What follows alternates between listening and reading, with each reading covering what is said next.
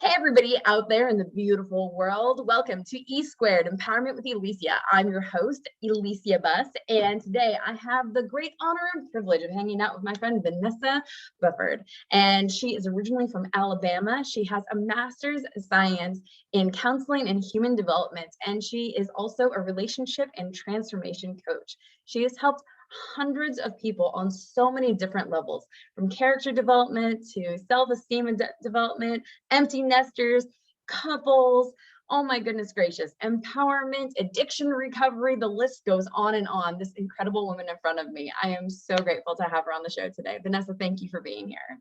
Thank you so much, Elysia, for having me. You are very welcome. So I love the little twang of Alabama. I don't get to hear those Alabama accents very often. Yes, I'm from Auburn, Alabama originally, and I've been in Florida now for 23 years. And when I go back home, or if I'm on the phone with a family member, it is just so neat to hear my home accent. And it makes me miss and reminisce what it was like growing up back in Alabama. Yeah, no, I can imagine. What was it like growing up in Alabama?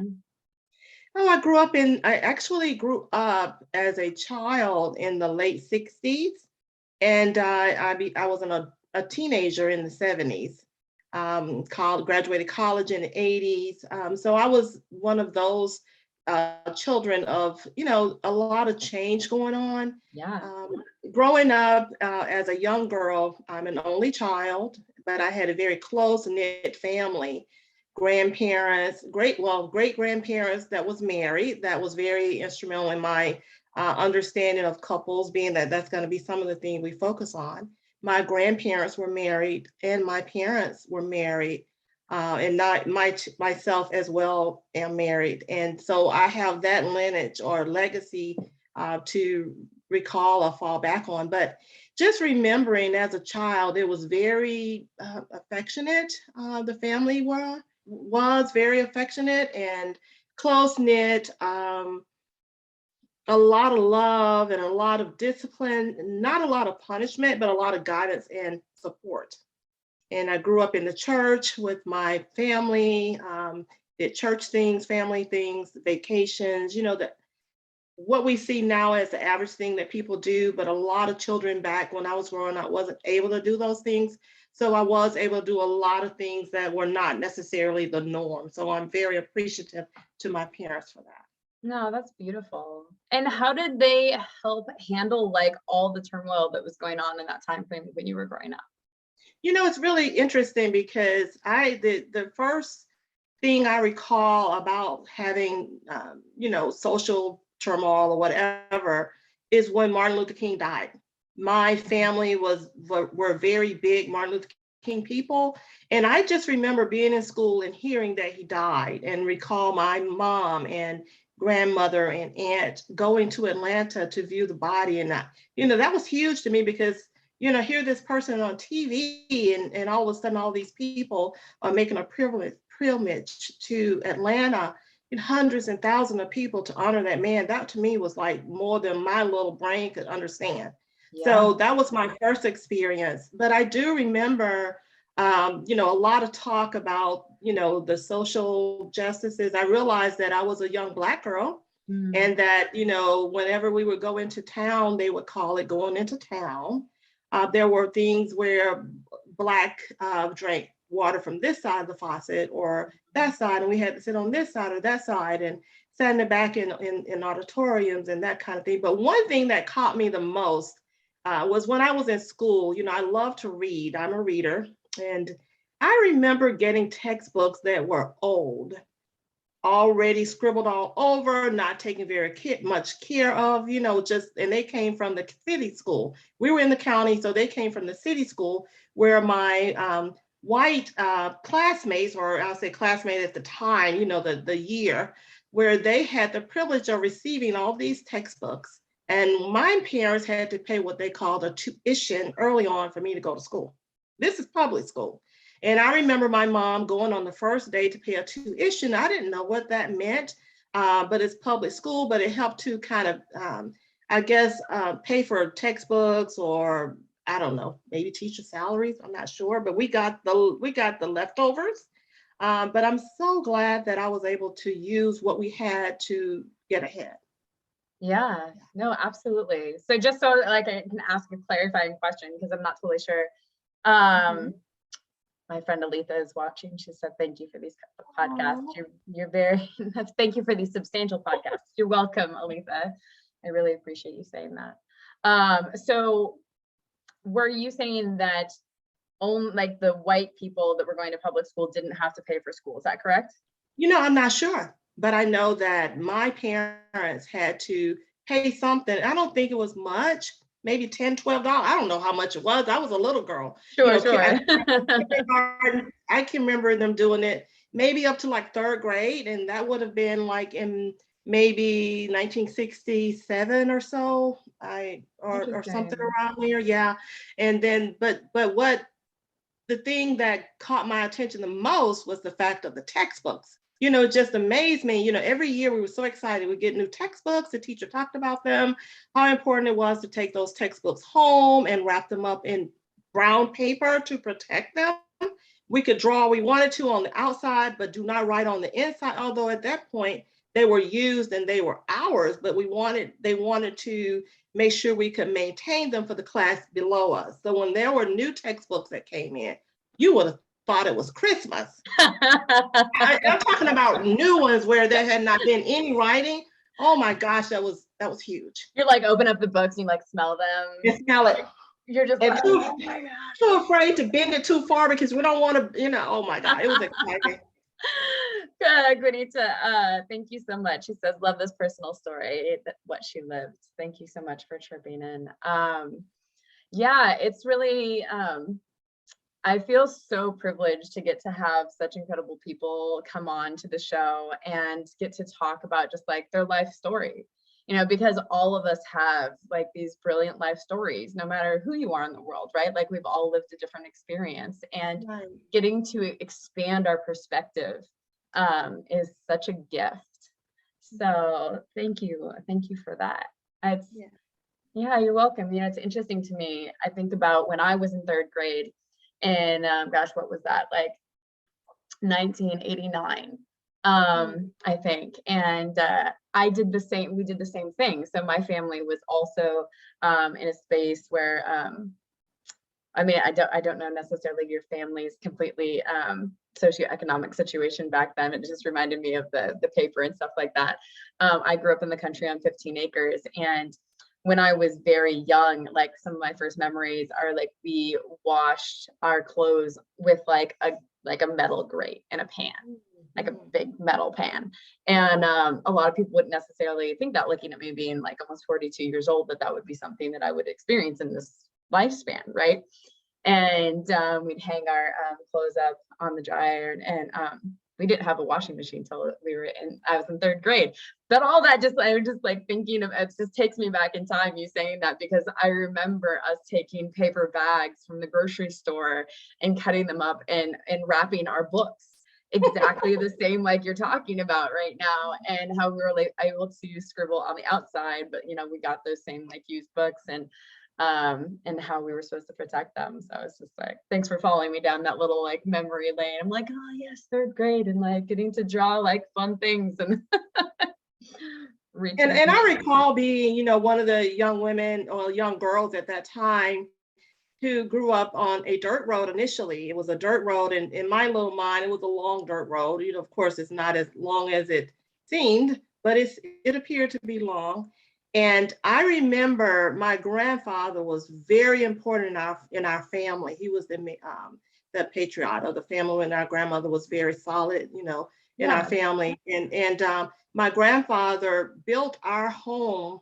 It was kind of like an extended home where we lived in the home with our grandparents. He built this huge brick home.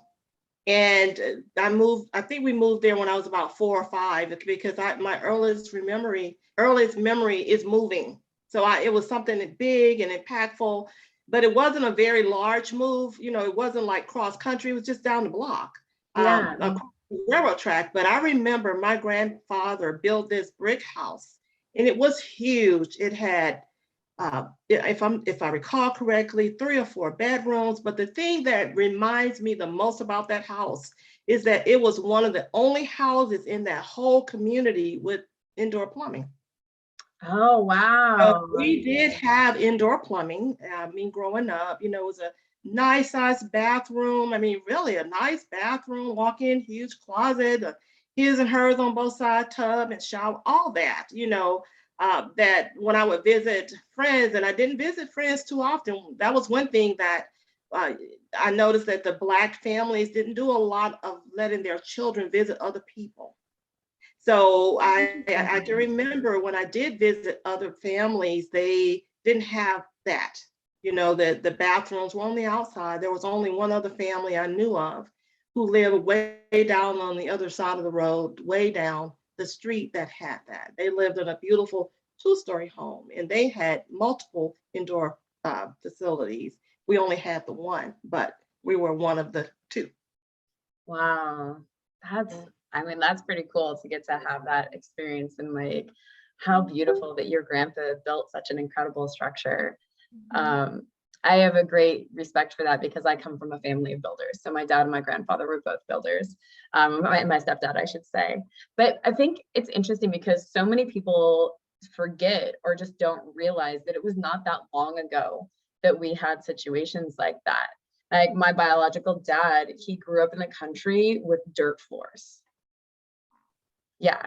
And and just like poor neighborhoods. And the only way he got out and got to go to college was he was really great at basketball. So he practiced all the time and got a basketball scholarship to get to go to college, to get out of that really extremely poor and dangerous neighborhood that he lived in growing up as a kid.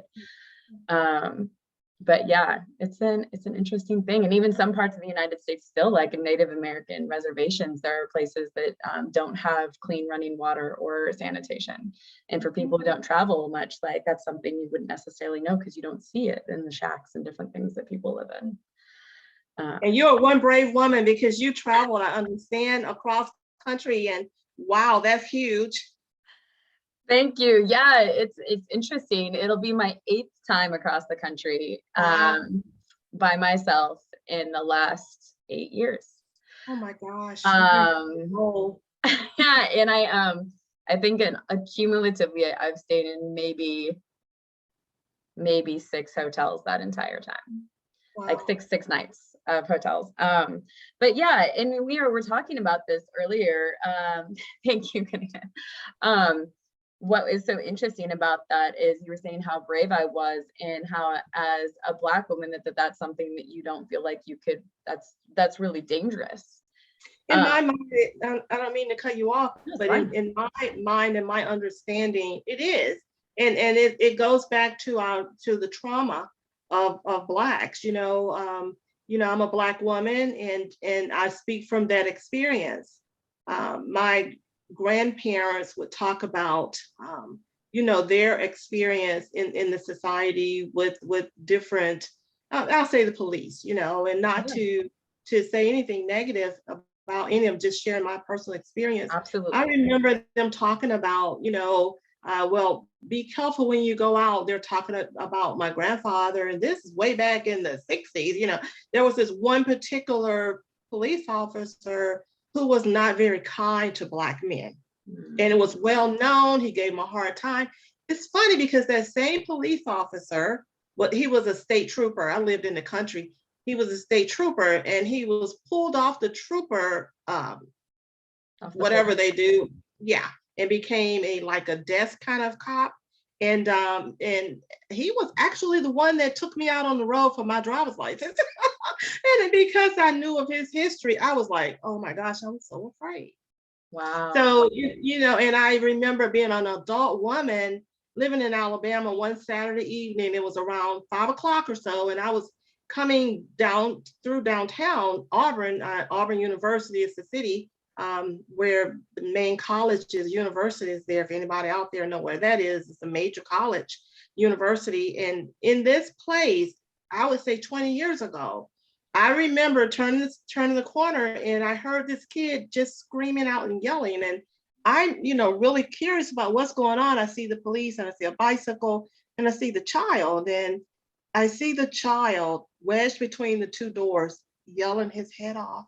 And there was one cop in between there with him, and I don't know what he was doing to that child, but they told me to go ahead and go, just go on. And I just, went on. But I still remember that child. I don't know who that child is, but it still hurt me to this day that he had that experience. Yeah. Yeah. Yeah, it sounds super intense, and my heart just breaks for those situations. It's just like, no But for human me, being should be treated like that. myself, I haven't had that negative. I want to be, real. I haven't had anything negative for me other than that experience, and living the experience through others and seeing things on TV and that kind of thing. But I do have a husband who is Black and a male child that's Black. So of course the society and the culture is very important to me. Yeah, no, absolutely. I'm grateful to hear that you haven't had any of those like really horrific situations happening to you. Yeah. And I'm curious, so you have become a counselor and then a coach. What was something that like informed your journey of you wanting to become a counselor and having your focus in relationships? Thank you. I'm sorry for the delay. I speak over you because it's a little delay, but the experience, I think about that a lot. I'm an only child, have a first cousin that's very close, was like a sister to me. She and I grew up in the same household that I'm speaking about. But I remember being like in middle school, and girls would come to me with their issues. What do you think about that? And what do you think about this? And of course, their experiences were a little bit different than mine. But, I would give it advice. I was very shy and reserved. I'm a very conservative person in my life. I live a very simple and very structured life. I have a lot of quietness in my life. Sounds very relaxing. It is very relaxing. I have a lot of envy for that, to be honest. Listen, just listen. See how quiet that is? That's all the time. Delicious. But I actually wanted to be a psychiatrist. Oh, interesting. And my mother went to college to become a nurse.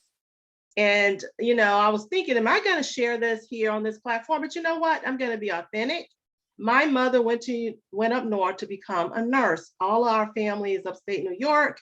And that's where she went, where her grandparents were living, and aunts and uncles. And at that time, she went up there to go to nursing school. She met my father in nursing school. He wasn't in school because he was a little bit older. I am the product of an unwed mother. So in the beginning, way back, that was hard. But you heard me mention my grandfather. He was so important in my life because he showed me what it's like to have a father. And then from a male perspective, a Black man, way back in the 60s, he had already raised his family and sent his oldest daughter to New York to better herself to become a nurse. And my mom got pregnant, and they said, okay, come home. And she, right before she had me, came home with me. So that's how I made it back to Alabama. But just to say all of that, I did not know my biological father until I was 5. I happened to see him one day in New York. I would go back and forth to visit. That's where the majority of our family is. And he said to me one day, hi, I'm your dad. That's how I met him. It was 52 plus years later in 2017 that I met him again. Whoa.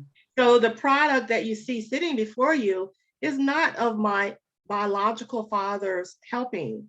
It's my grandfather's early love for me and shelter by bringing my mother back into his home with me, and my mother's husband who raised me as his own. So my stepfather raised me and had said from day one, there's no steps. You're my daughter. Yeah. And I was raised as an only child, because I am an only child to my mother, Wasn't ever able to have another one, so I was raised by her as an only, and they provided for me. I continued to live in my grandmother's home until she died. And I want to say a little bit about the Black matriarch, the Black grandmother. I'd love to hear She about it. she was a very strong Christian woman, hardworking mother, very proud woman. She would do things that was kind of interesting. I've often shared with my family how Gwen and I grew up together, and I say that because she's one of your guests listening. Yeah, she And said it's a village. Takes yeah, she and I grew up the same age. She went on to school, got a PhD, blah blah. And anyway, she and I can recall my grandmother being so proud of the accomplishments that her husband had provided for her.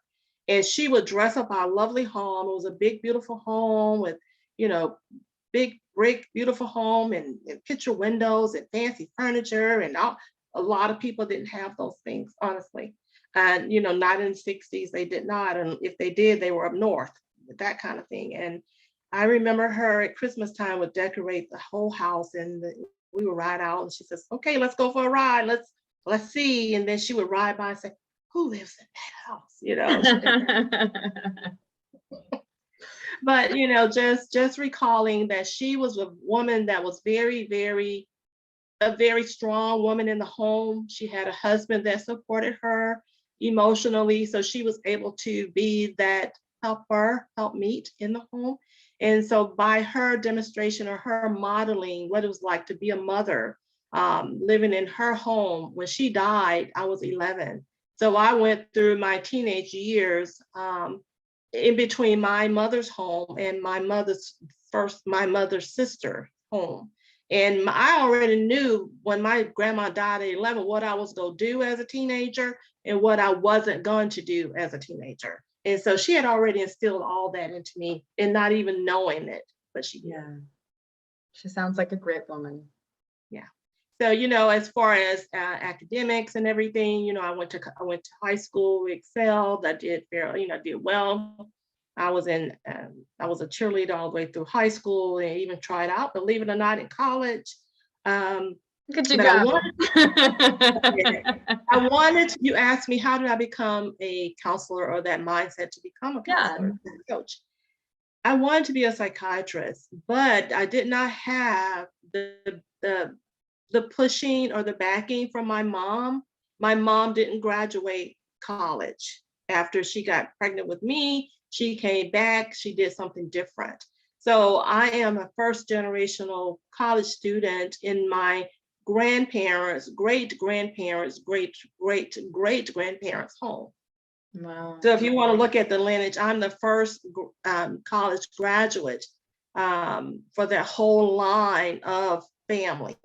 That's so awesome. So hopefully I've broken that generational curse, because since then there have been several people within my family who have gone on to become, go to college and to become professionals. But I wanted to be a psychiatrist. My mom she always said, you're going to college, there's no question about it, you're going. And I'm going to sit here and say, I do have a graduate degree, and I never had a student loan. Now that is something to really shout from the rooftops. And Gwen says, amen, we are so proud. I love that. Really proud of that. Yeah. Like, honestly, to go through college with no student debt is remarkable. Like, I went to college for 10 years and I have so much debt, I don't even want to talk about it. But I too, like, not for my whole line, but on the women's side of my family, I was the first woman that actually ever went to college. Good for you. Thank you. Yeah. And and even I think out of most of my cousins on my biological side.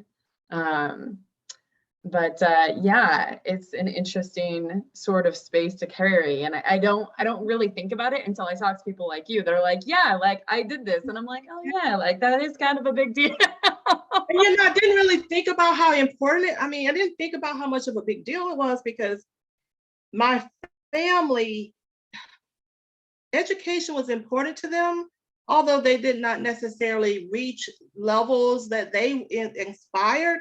I went further. but it was expected. I think it's so important for anybody that's listening with children to have an expectation, not only for your child's profession, but talk about them, what you can be. You can be anything. These are some ideas, and let's look at this, and let's see the world. I had opportunities to see the world through magazines, geographic, television, all kinds of things, and travel. So my eyes were able to see things a lot of people weren't able to see. Thus, in my church home, there was a lot of professional people, in the church that I grew up in. And I think knowing that there are people who are professionals who've gone ahead and they've done it, and it was just expected. So I went ahead, got my undergraduate degree, and I, did really well in all aspects of school, honors and all that, and graduated college. And then I went straight into graduate school and got my degree and became a clinician. And I have been practicing around about 30 years. That's so awesome. Yeah, about 30 years. Hundreds of people that you've helped. Honest, and when I say that is really, really trying to not pat myself too much on the back, because it's probably thousands. Oh, I'm sure it is thousands, because like those people that you impact them and impact the people around them through a healthier role modeling and better communication. I mean, I'm sure you probably saved people's lives. Yeah, but I'm talking about actually thousands in front of, through either a group setting, and because at one point I was doing groups every day, 4 groups per day for years. Sing it loud, sing it proud, girl. Oh no. But and then in order to acknowledge the amazing things you've done in life and be humble. It is capable to hold both in the same space. Just and you asked about the coaching part, and I'm still practicing today. I still get up and do my 8 hours in the clinical field where I'm working with people, and I love that. But I'm also a relationship coach, relationship transformation coach. And where did I get that from? I've been helping families for years. I've been married 40 years. It'll be 41 years next month, April. Yeah, 41 years that my husband and I will have been married. And like I said, I come from a very long line of marriages. My mother was married to my stepfather until she died, and I was a little girl when she married him. No divorces. My mother's mother and dad were married, no divorces. Their parents were married, no divorces. And even their parents' parents were married with no divorces. So it was just like the expectancy, or, and I think expectation going into relationships are so important. If I could just talk a little bit about that. Absolutely. Okay. So my passion is relationships. I just know that families, when couples meet each other, if they're looking to become in a relationship, there's something needs to happen here, because there's a lot going on in the world today where it's just too much in and out. There's no commitments, or no one's wanting to develop a real positive legacy, if I may say that. I was talking to my daughter about it, who's 29 years old, and she's a part of the culture now. And I was just talking to her about, I was coming on with you and talking to her about, the romantic relationships in Black families. And, it's just this thing where that no one wants to come in on a soul level. On a soul level. Yeah. Soul level. Interesting to talk about that. Yeah. Tell me more about that experience for you. People today are not looking for a soul level. They're looking for a physical level. And I say that because when you look at how people are hooking up, through Facebook date or Tinder, Bumble, I could go on. Right. I've been single for a long time. Yeah. I'm like, I can talk about it for days. Right. And they're just looking for a connection, but when a person is looking, and I have some notes, if you don't mind me, just because I don't want to miss this. I want to make sure you get this. There are some things that happened there, when a person is looking to meet someone. There's a purpose for the meeting. It's not just let's get on here and do nothing. They're looking to either hook up physically or hopefully find someone, a soulmate, right? And that's how we're doing it today. It's long gone where you go to college and you meet your husband. Perhaps you can, but there's so many people there. And for the Black female, it's more and more less likely that's going to happen for her.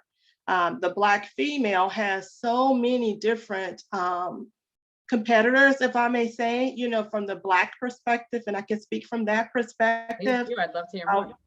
Within the Black culture, we find that the young Black males, I'm not gonna, okay, let me go backward to the older Black man. It was unusual to see an older Black man with a woman outside of his culture, okay? Because number one, it wasn't permitted culturally, socially, that he would have been lynched if that had happened. Wow.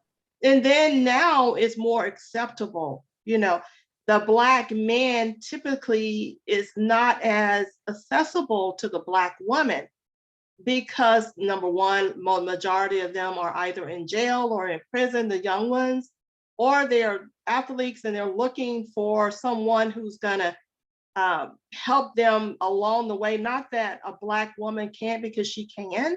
Black women are resilient in their own way. We're strong, but a lot of times society has taught our men that Black women are angry, that they have attitudes, and that's not necessarily true. I raised a Black daughter, and I know that's not who she is. But she, and I'll speak from her experience, she has struggled to find a partner. She's an educated woman, she's a professional as well. But she finds that when she go out, she lives in a city, that she says, they don't see me. They're looking for the people who are with me.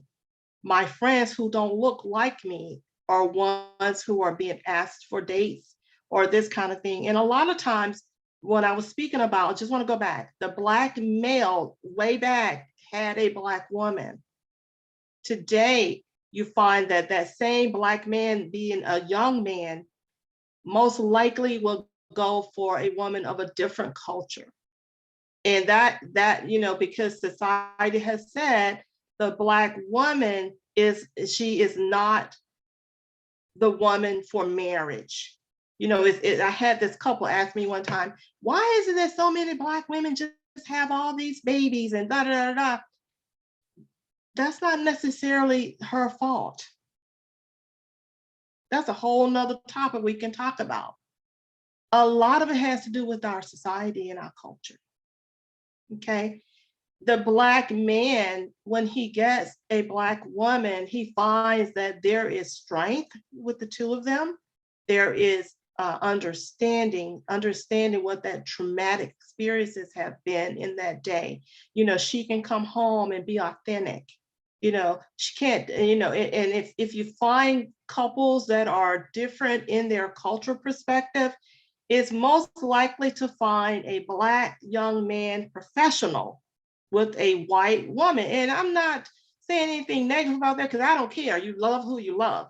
But the Black woman, most likely, because there isn't many Black men who are able or available on that same level as her, typically has to go outside of her race or culture to marry. And then you find that she is looked upon as being someone who thinks she's better than everyone else. But that same Black man can marry outside of the race and not have that same judgment. But I just wanted to say, for a woman or a man, when they're entering into the intimate Black romantic relationship, there are 4 qualities I think that they need to, or 4 stages. One is curiosity, okay? And seeking and asking, even like on Facebook Love or one of the apps, you're asking, oh, you see that woman's go like, oh, I like her, like, I think they click like. I think that's what my daughter said, you become a match, and I don't know what all that is because I haven't seen those apps. But, at that point you're saying, I'm curious. I wonder, can I meet you? How far can I go? Why am I even interested? That's that first phase. Now, if they ask you out for a date, then the next stage would be discovery. You know, what are our likes? What are our commonalities? Where do we hit it off together? What do we have, that we can really talk about? It's past at that point looks or whatever you've written down in your bio as things that attract each other. Yeah. So you're looking at shared experiences, things you've gone through, whether you've traveled, whether or not you've had traumas, childhood traumas, what type of family you came from. You're looking to discuss knowledge and expectations and all of that. What do we have in common? That Black experience, you can get it from each other. Well, I grew up like this and I grew up like that. And no matter where you lived on the planet, you can talk about, even if you lived in another country and in England, there's going to be some commonality there. And then the third one would be trust, that you can be your authentic self. That Black woman can come home, pull off a wig. I don't have on a wig. I just want to say that, and nothing is wrong with wig because all cultures wear wigs, so don't come after me. They all do. But she can come home and pull off her wig and put her feet up and breathe and be authentic. And her Black man knows, I know what you're going through. So let me rub your feet. Let me run your water. Let me help you. So just being authentic, she can say, let me tell you about the microaggression that I had in the office today, or it's time to go to bed. Let me wrap up my hair so that when I sleep, I don't get my hair all knotted up for the next day. I can still have my hair nice. Other cultures may not understand that. Why you got your hair tied up, babe? I want to run my fingers through it. Let's go to the beach and let's swim. That Black woman's going to say, yeah, but I ain't finna get my hair wet. Because we were taught as young girls, don't get your hair wet. And where that came from is from slavery. The slave masters did not want to see the Black woman's hair. So he had her tie that stuff up. Nobody wants to see it. And I just go a little bit further in the Black slave times when it comes to Black romantic love. The Black man and woman were put together in a house or a shack, but it was not for love. It was for procreation, to be able to get out there and help the master with his economics, to build, to plant, to pick cotton and that kind of thing. It was not about the love. The love or any kind of love was expressed from the white master to the Black woman or the Black wench. The Black man, if he showed any kind of way that he was interested in this woman romantically, they were separated because it made him less powerful in the field. And that's a whole nother topic we could go over. And the last thing I want to talk about in those steps of Black romantic love is that commitment. When you find two Black people who are totally committed to each other, my great-great-grandfather and mother, my great-grandmother, grandfather, my great-grandmother and grandfather, my grandparents, my parents, me and my husband. If I could add up all the years of marriage that we have in our legacy, it would be hundreds of years. Okay, because my husband and I already got over 40. My parents had over 40, and down the line, you know what I'm saying? And their siblings are married long-term as well. And those are some big families. But when you find a Black woman and a Black man who have become committed partners, you find some strong love. Some intimacy has been developed. And intimacy begins way in the beginning when they can express and accept each other's childhood traumas. Okay. So yeah, there's a lot there. And I have a question to that, the query. Okay. Because in society, especially with the Me Too movement, we've had a lot of focus on supporting women and making them feel safe regardless of the color of their skin, which is really important. And I'm very grateful that has occurred. But within that, what I've discovered in doing the men's work that I do for coaching, for the men's mindset coaching and the global summits that I've created and stuff like that, is that men are struggling to be able to be vulnerable and feel like they're seen and heard and understood. And so when it comes to developing intimacy, like I agree with all of those things that you said, but I'd like to ask the question of how do we create a frame of having the women ask the men what it is that they want and what they need in a way that's not performance based or seduction based, and asking the men how, like, if they feel like they're happy with the pacing of courtship or sexual engagement, and what do the men need to feel safe? Like, how do we create that space in relationship?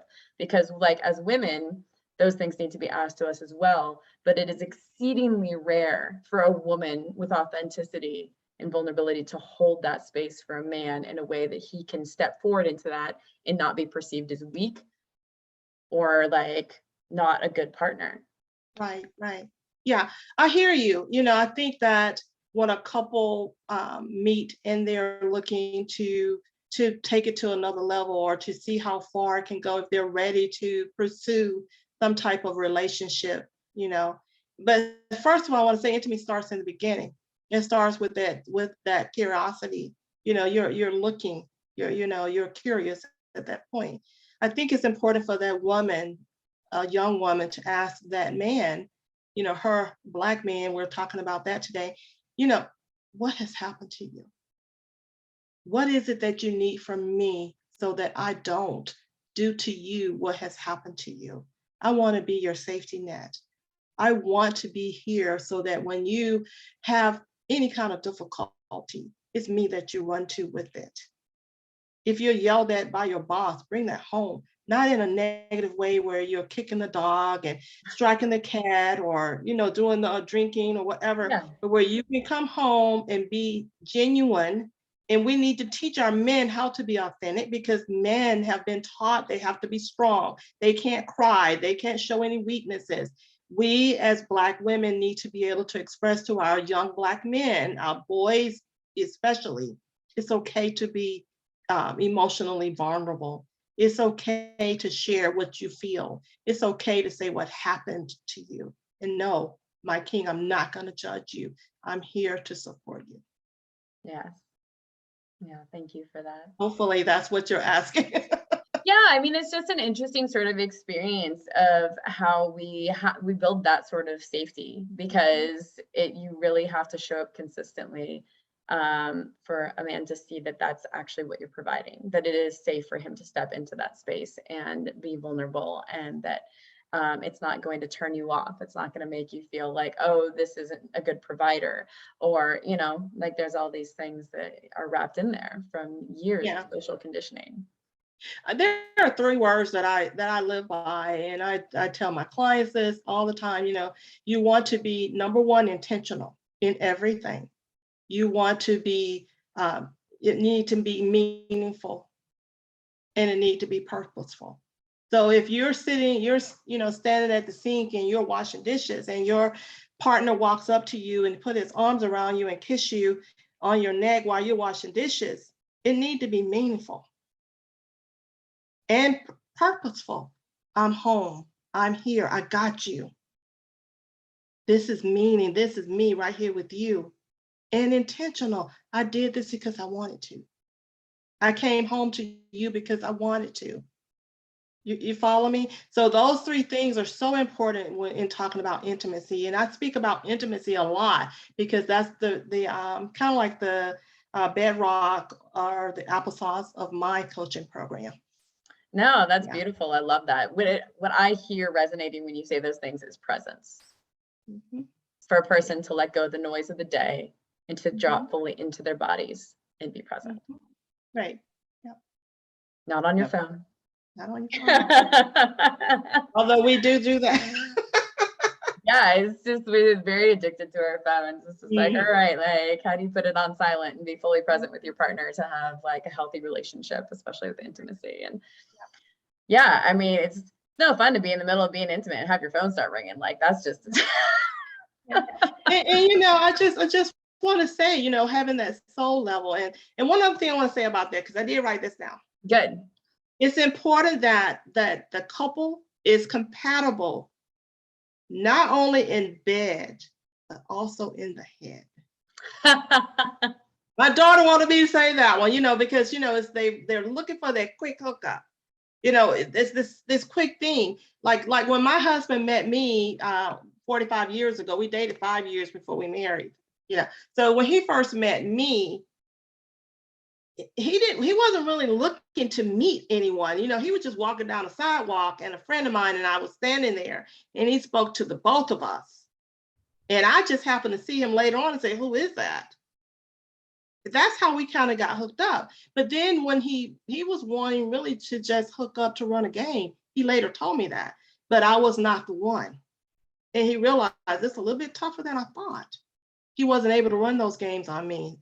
I became an interest to him because I wasn't like the other women, young girls that he had hooked up with. Wasn't that easy. Yeah.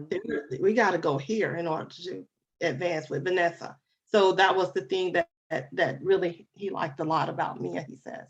No, that's awesome. I love that. It's interesting. So I've been single for over a decade, and people are just like, is that by choice? And I'm like, I mean, if you call having standards a choice, then sure. Oh, it's a choice. Every day. And I tell my clients, every day it's a choice. Those 40 years is a choice, because every day I come home, he could have gone. I don't have anything on him other than our commitment and paper. So, I'm not holding him. He's not holding me, but our intimacy hold each other. Yeah.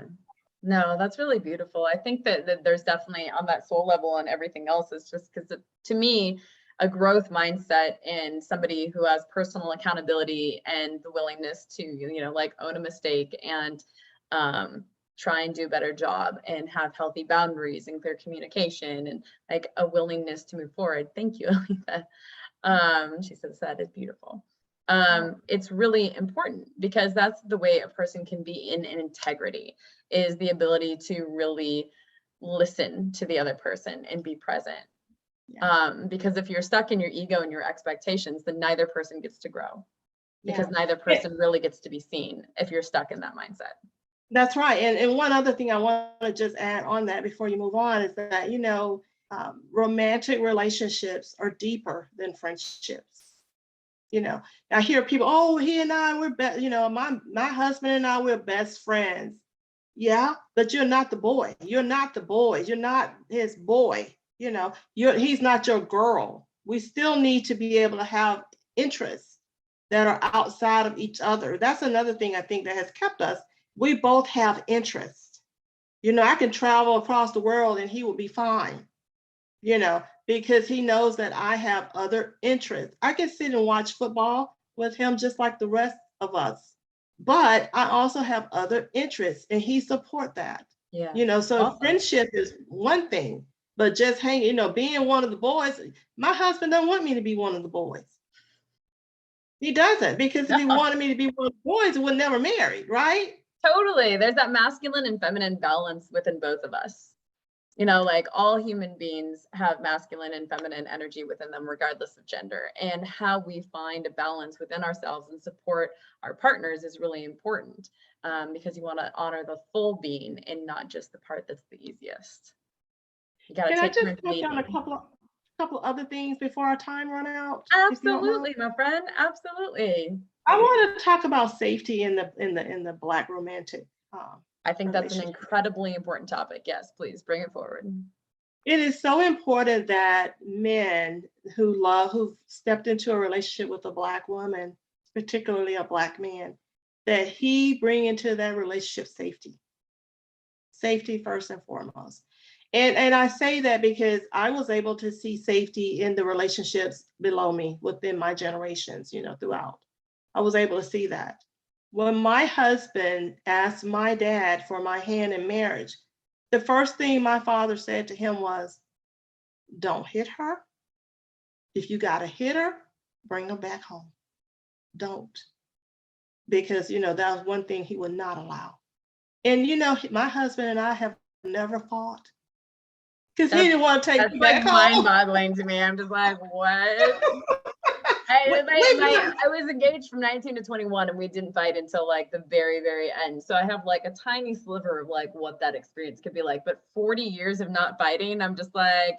No, I mean, we've argued, but we never fight, like, yeah, like debating, arguing, fighting, they're different things. Because I feel like in my brain, like fighting has to do with irrational communication, and debating and having a potential like argument that has to do like I'm providing two separate points that are logic based, and out of respect we are going to communicate about that with healthy boundaries and neutral curiosity to the best of our ability, and find a resolution at the end of it. It might not be a comfortable experience, but it's not like being irrational and calling names and being physical or like anything like that.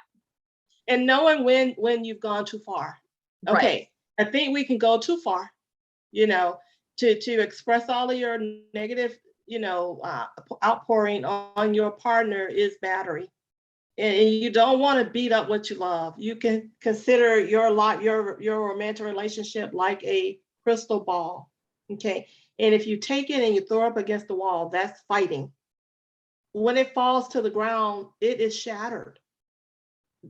The first time a man hit a woman, she either hide or she retaliate or run, and if a woman hides, it's going to be on. He's going to continue with that. You've got to be present. I love that word, but you've got to, I don't believe in 50-50 in relationships. I believe in 100-100. When I met my husband, I was a young teenager, not real young. I was like 18, teenager. I was naive, but I was still at 100 when he met me. I was not a half of a person. And when we dated, my 100 became more solid through my experiences, my education, my opportunities, and all those things. He and I both brought 100 to the table. So at the end of the day, when we close our eyes, we're not half people. He does not complete me. I'm not a half of a person. There's no codependency there. None. That's awesome. I love it. So safety is very important. If anybody want to talk about that, I can. And last thing I want to go over is self-care. Women, as Black women in particular, we've got to practice self-care. We're so used to taking care of everybody else, taking care of back in the slave days, the master's household and his children and his wife, taking care of our own men, their parents and this and that, and taking care of them. And what about us? And I say self-care, but I say first care. Take care of yourself first.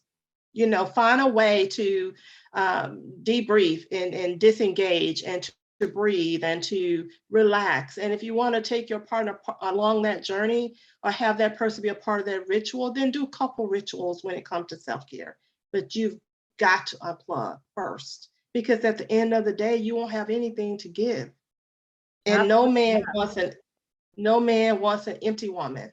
An empty woman can become a hostile woman. That's true. Any person, regardless of gender.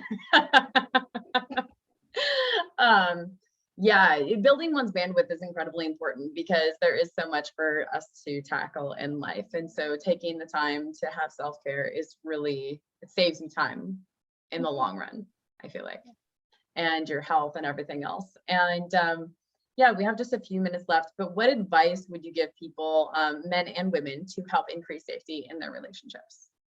I think that you have to be authentic. You have to know what your own triggers are. So looking at your own childhood traumas is huge. I work with people every day who have childhood traumas. They don't know why they're behaving a certain way or why they have anxiety or depressions or fears. Think about whether or not there's some trauma, and resolve those. Always ask yourself, what happened to me? So that when you go into that relationship, you're not taking into that relationship a resentment or a resistance because you yourself feel unsafe. When there is physical lashing out in a relationship, is one of the partners is trying. It's not always men. One of the partners has lost control in their mind. They're trying to regain control, but the physical aspect only separates. It does not increase control. So it's so important that you make a commitment not to ever touch your king or your queen in a heated argument. that you give yourself time to think about it. I have a tool that I use in working with couples that's very, very good in helping couples figure out how to talk to each other, how to use it and not get into heated arguments. But it's just so important that you do not allow what happened outside of your life, outside of that marriage, to interfere with how you treat your wife. Beautiful, very personal And accountability bit. be okay to talk to someone like me. It's okay. That's right. A counselor, a coach, somebody like Vinessa, somebody like In me. this setting, a coach. Yes, yes. So I have another question. So who inspires you in the world today, Vinessa? Well, I like to say first off is that I'm a Christian, of course, so Christ's life impacts me. But if I must say, you can tell I've spoken a lot about my family. My parents, my family's legacy supports me. Although they're all dead and gone, really, I am the matriarch now of the family. Even in my, I'm the, I'm the one that's left. I'm the oldest grandchild left. So I'm the legacy at that point of my family. And so, I learned from them. Hopefully the younger children and younger generations are learning from me. But my parents were the ones, they were hard workers. They loved people. In my home, I want to just say, I never heard my parents ever degrading other races. That's awesome. Never ever show ignorance in that aspect. So I was taught to love all people. And that's how I raised my children. All people are equally important. One thing my mom taught me as a young girl, and she's dead and gone, I still remember it. She told me as a young girl, Vinessa, everyone is due a hello. No other expectations but hi. Yeah, no, that's a really beautiful sentiment. Yeah. Yeah, having a good family can make a huge impact, a huge difference in a person's life and in communities as well, to be able to witness the role modeling of that family. Just remembering how it ripples out. So Vinessa, where can people find you if they're interested in coaching or counseling?